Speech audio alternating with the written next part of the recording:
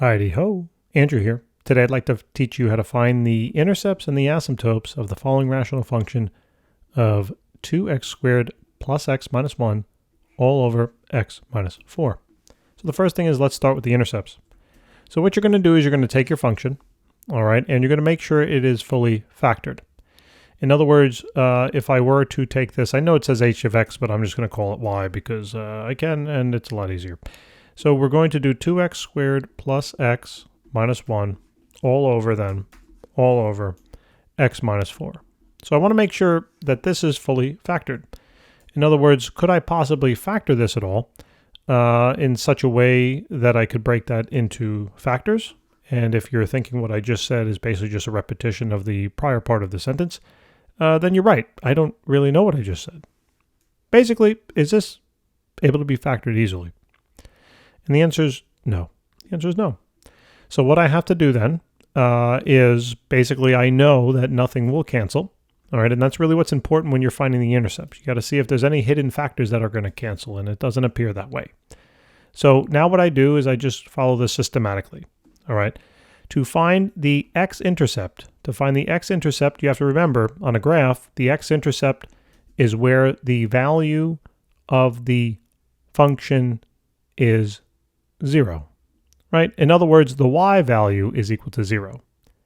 So what you do is you take this function over here, you plug in 0 for y, and you go to town.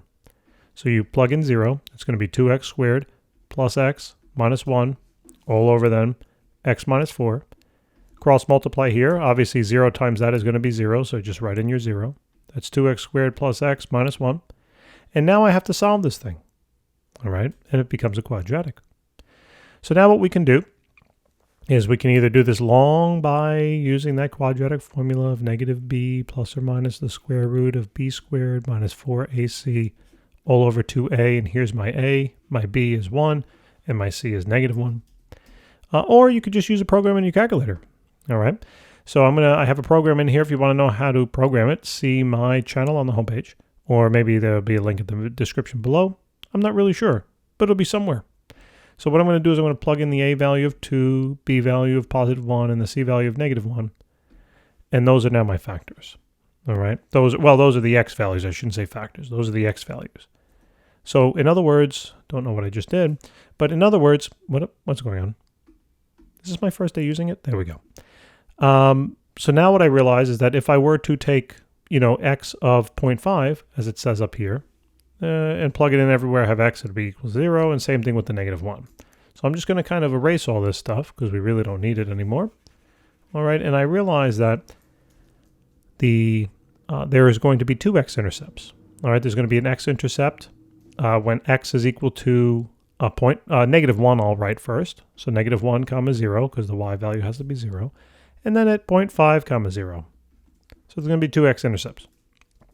So now we're going to follow a very similar process to find that y-intercept. So what we do this time is to find the y-intercept, we're going to set x equal to 0, and we're going to solve this for y now. All right, we got to find the y value.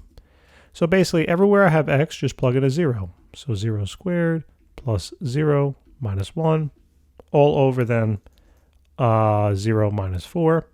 Simplifying this at the top, it's negative 1 over negative 4 then. So that just becomes a quarter, right? Or y is equal to 1/4. So that is now your y-intercept, and there's only one y-intercept, okay? So this is going to be 0 comma 1/4. All right, cool. Now we got all the intercepts. Next thing we're going to do is we're going to focus on the asymptotes, okay? So you want to make sure you have your function in its fully factored form. I already have the function here. It says factors as it can be. So now what I'm going to do to find that's a new word, to find entimins. That sounds delicious. Maybe that's what I was thinking of. Be such a better name, right? Enties. I want some enties. That's just weird. So now what you're going to do to find the vertical asymptote is you're going to take the denominator and set it equal to 0. All right? You want to find the value of x basically that makes this denominator go to 0, because you can't divide a value by 0. All right, you can't take this numerator, whatever it would be, and divide it by 0. So those are the locations of the vertical asymptotes. So basically just take that denominator, x minus 4, set it equal to 0, and solve it for x. And what this will tell you then is the equation of the line of the vertical asymptote. Remember, all vertical asymptotes are going to be vertical lines, and all vertical lines are x equaling a number. Okay, the y value changes, but the x never does. So it's going to equal a certain constant. Now, we're going to do horizontal asymptotes next, /slant asymptotes. Okay, so in order to determine horizontal versus slant, you need to know whether you have a top heavy, an equally heavy, okay, can't spell, and a bottom heavy, or a bottom heavy, I should say.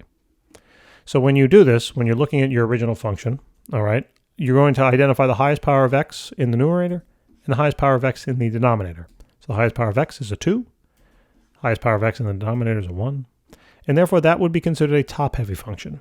If they were both had the same highest powers, then that would be equal, and then the bottom-heavy would be the other way, where the denominator has the highest power of x. Okay? Now, whenever you're dealing with an equal or bottom-heavy function, you'll have some horizontal asymptotes. That's nice and easy, but when we have the top-heavy function, it's like, oh man, we got to do long division now, okay? We're going to do long division. If you want to know how to do these, take a look at some of the prior videos in the playlist, because that's all that they are. This is the first kind of slant asymptote. So now what you're going to do is you're going to do long division, all right? You're going to divide, we have to divide this function, okay? So we're going to do now x minus 4, okay? And we have a whole bunch of videos. We've probably got like 80-something videos on just, you know, long division. So this is going to be 2x squared plus x minus 1. So the first goal of long division is to take the highest power of x here, figure out how many times it goes into the highest power of x in that thing. I forgot the name. I say it all day long. I'm having a senior moment. This is the dividend. There we go. And that's the divisor. So you're going to take this highest power of x in the divisor and figure out how many times it fits into basically the highest power of x with its coefficient in the dividend. So you're going to take the 2x squared, the dividend, divided by the highest power of x there, the divisor, x, divisor. And then what you're going to do is just simplify this, right? So this x goes bye-bye, that cancels that, so this is 2x. So that's what you're going to write as part of your quotient. Don't you love the terms? Now, what you're going to do then with this quotient is you're going to, well, first you're going to set up your subtraction, okay, underneath your dividend. And then what you do is you take this quotient you found, 2x, you multiply it by then each of those terms of the divisor. All right, so 2x times then our x there is going to be 2x squared. And if you did that right, they should match. And then your 2x times negative 4 is going to be negative 8x. Then what you have to do is you have to take this negative sign, all right, take the negative sign and distribute it to each of those terms. Okay, so when we do that now, we get a negative 2x plus then 8. Okay, negative 2x plus 8. They cancel. If done properly, that should always happen. And this becomes 9x minus 1. You're going to do the same process now. You're going to take the highest power of x here in the dividend, and then you're going to divide by the highest power of x there in the divisor. So it's 9x over x. Obviously, the x's go bye-bye, and you're left with 9. And it's a positive 9, so that's what you're going to write. Now what you're going to do is you're going to set up your subtraction again.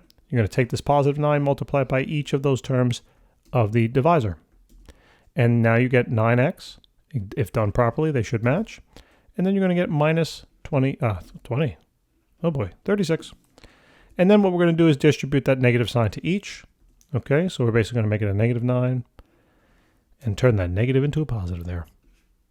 Boom, boom. And now we're left with then 35 as the remainder. All right, so the full quotient here is would be 2x plus 9 plus then the remainder of 35 over the original divisor of x minus 4. Now, you don't even need this part, all right? You don't need it, but I'm just writing it out. The equation now of that slant asymptote is this part. It's basically everything of the quotient except for the remainder part, okay? That's going to be the equation of that slant asymptote. And notice it's a slanted line. It's a linear line. I mean, this is a linear function, all right? So now we should kind of have enough information to kind of graph this bad boy. So now you set up your axis, okay? Draw your coordinates, all right? I might have to move it. We'll see. And I'm going to start with my x-intercepts. I'll make them blue, and the y-intercepts blue as well. Where's the blue? There we go. Little happy blue. God, I love watching Bob Ross, huh? Getting back into watching that since I was like, I don't know, 8. Used to put me to sleep. It's great. Okay. You're like, yep, this is putting me to sleep too, Andrew. Thank you. So now x-intercepts, so -1, all right, comma 0. So we have 1 at that point. Then we have 0.5 and 0, so we got another 1 at that point. And then there's a y-intercept of 0, a quarter, so it's really, really zoomed in, right? I mean, it's going to be right about there. All right, those are the x and the y-intercepts. And now we have a vertical asymptote at 4, so I'm going to draw that with a vertical line. All right, so remember x has to equal 4, so 1, 2, 3, 4. I draw a little vertical line here. Maybe I'll dash it. Okay, we'll dash it. There we go. And that little dash line needs a little friend. Right? It needs a little friend. And its friend's going to be here. All right, that vertical, that slant asymptote now. So you can write this. You'd have to go, the y-intercept there is basically a 9. All right, so you'd have to go 1, 2, 3, 4, 5, 6, 7. Oh boy, we got to make an adjustment here. Let's bring this all down. We're just going to go bring that all the way down.